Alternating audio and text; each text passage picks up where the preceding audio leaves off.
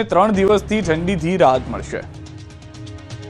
ગુજરાતમાં હજુ તો 10-15 દિવસથી માંડ ઠંડી જામી છે। 10 ડિગ્રી આસપાસ માંડ તાપમાન પહોંચ્યું છે। લોકો અને ખેડૂતો હજુ તો ઠંડી માણી રહ્યા છે। પાકને પણ ઠંડીની જરૂર છે। ત્યાં ફરી રાજ્યમાંથી ઠંડી ગાયબ થવાની આગાહી હવામાન વિભાગે કરી છે।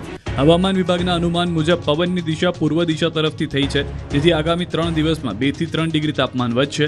રાજ્યભરમાં વાદળછાયું વાતાવરણ સર્જાશે। બીજી તરફ ગુરુવારે ન્યૂનતમ તાપમાન નલિયામાં 10.8 ડિગ્રી સેલ્સિયસ નોંધાયું, જ્યારે સૌથી ઓછું ઠંડુ શહેર ઓખા રહ્યું।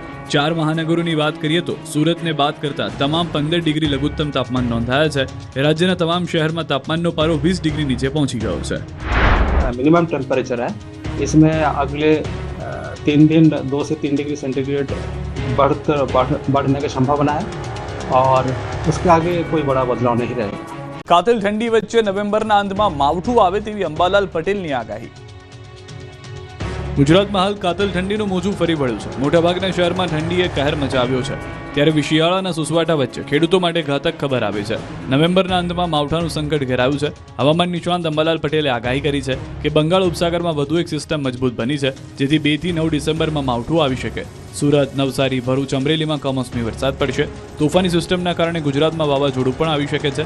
25 નવેમ્બરથી 28 નવેમ્બર વચ્ચે બંગાળના ઉપસાગરમાં ચક્રવાત બનશે, જેના કારણે ગુજરાતમાં આવતીકાલથી વરસાદી વાદળ આવશે। ઠંડીમાં આંશિક ઘટાડો થશે।